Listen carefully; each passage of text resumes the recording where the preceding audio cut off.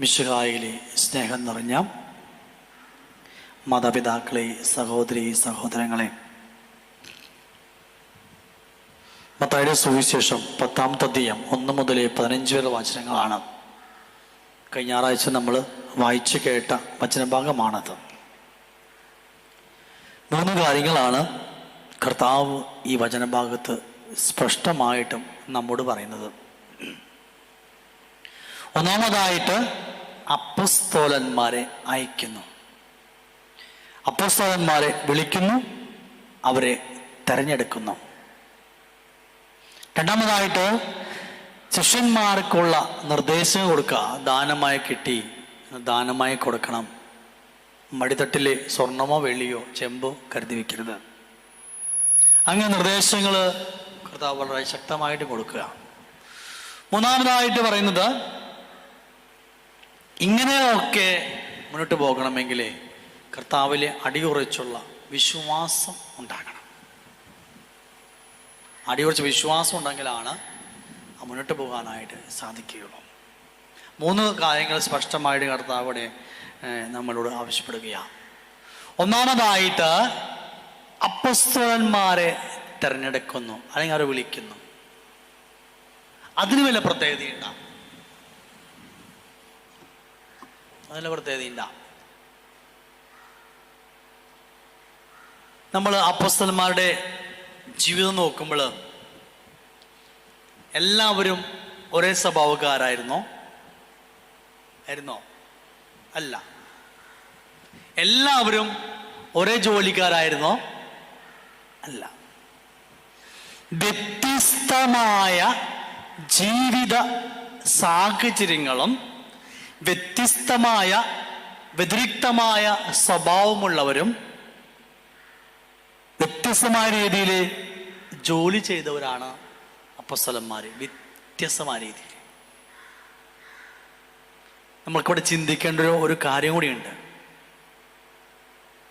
നമ്മൾ ദൈവം നമ്മുടെ ഈ ശരീരം സൃഷ്ടിച്ചപ്പോൾ മൊത്തം തലയാക്കിയിരുന്നെങ്കിലാ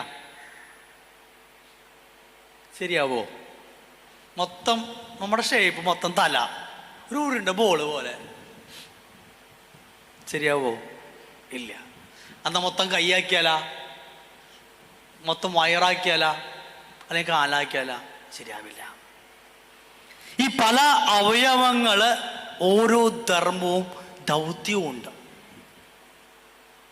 എന്ന് പറഞ്ഞതുപോലെ നമ്മുടെ ജീവിതം കൊണ്ട് അപ്പോസ്തലന്മാരെ ഈശോ വിളിച്ചെങ്കിലേ നമ്മളെയും വിളിക്കുന്നുണ്ട്.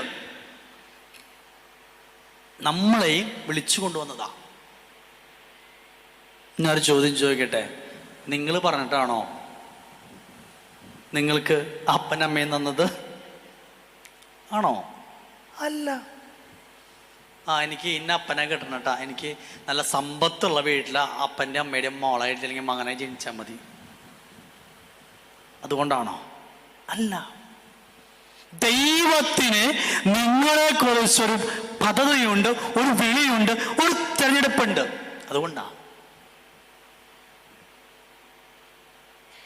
അതനുസരിച്ചാണ് നമ്മുടെ ജീവിതങ്ങൾ മാറ്റിമറിക്കാനായിട്ട് സാധിച്ചത്. ചിലർ കുട്ടികൾ പറഞ്ഞേക്കണ്ട, ഞാൻ ഇന്ന വീട്ടിൽ ജനിച്ചിരുന്നെങ്കിൽ ഞാൻ അമേരിക്കൻ പ്രസിഡന്റ് ആയേനെ. ഒന്നും ആവില്ല.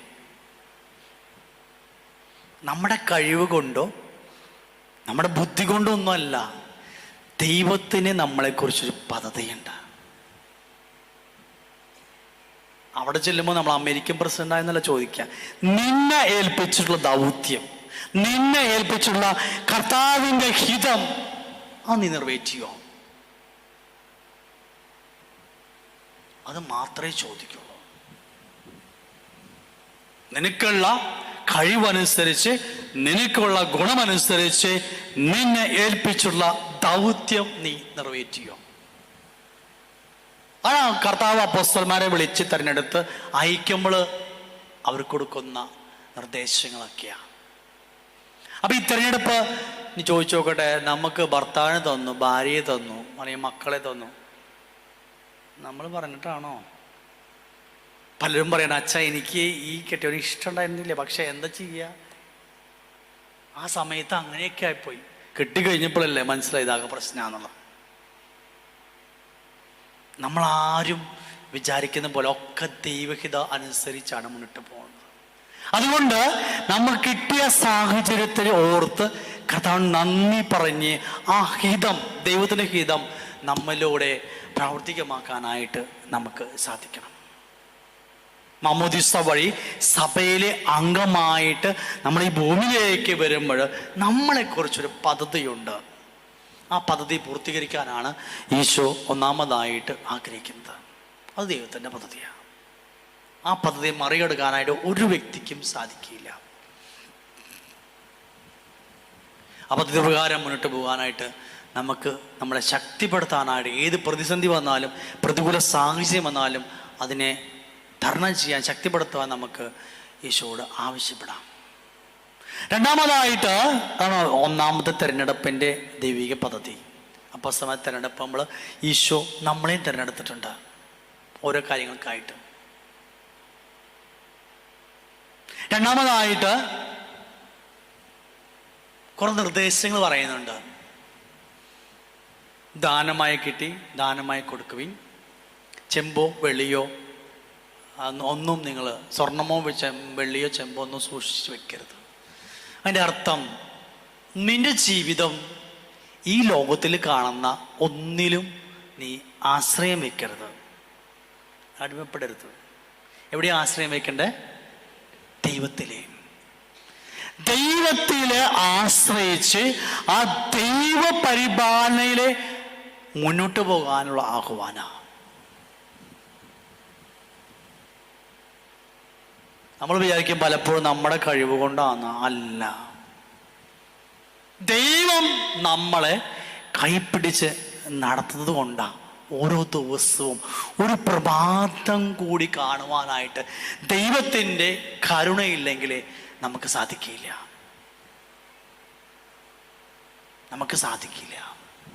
അപ്പൊ ദൈവപരിപാലനെ ആശ്രയിച്ച് ദൈവ ആശ്രയബോധത്തോടെ മുന്നോട്ട് പോകാനായിട്ടുള്ള ആഹ്വാനമാണ് രണ്ടാമതായിട്ട് സ്ലീഹന്മാർക്ക് കൊടുക്കുന്ന കാര്യം.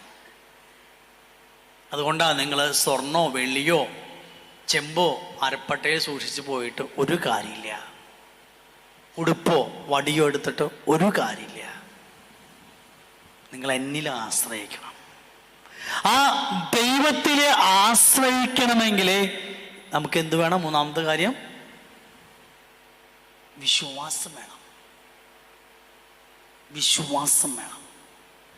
വിശ്വാസമുള്ള വ്യക്തിക്കാണ് പ്രതിസന്ധികൾ, പ്രതികൂല സാഹചര്യങ്ങൾ വരുമ്പോൾ ദൈവത്തിൽ ആശ്രയിക്കാനായിട്ട്, ദൈവപരിപാലനയുടെ തണലിൽ ജീവിക്കാനായിട്ട് സാധിക്കുള്ളൂ. അല്ലെങ്കിൽ തളർന്നു പോകും, വീണ് പോകും. ബുദ്ധി കൊണ്ട് ചിന്തിച്ചാലേ ഒരു ഉത്തരം കിട്ടാൻ സാധിക്കില്ല. വിശ്വാസത്തിൻ്റെ കണ്ണുകൾ കൊണ്ട് തുറന്ന് ആ ദൈവാശ്രയ ബോധത്തിലായിരിക്കുമ്പോഴാണ് നമ്മുടെ ജീവിതങ്ങൾ അത് ഈശോ ആഗ്രഹിക്കുന്ന രീതിയിൽ അവിടുത്തെ പദ്ധതികൾ നടപ്പിലാക്കി മുന്നോട്ട് പോകാനായിട്ട് സാധിക്കുകയുള്ളൂ. ജെറമിയ 29:11 പറയുന്നത്, നിങ്ങളെക്കുറിച്ച് ഒരു പദ്ധതിയുണ്ട്.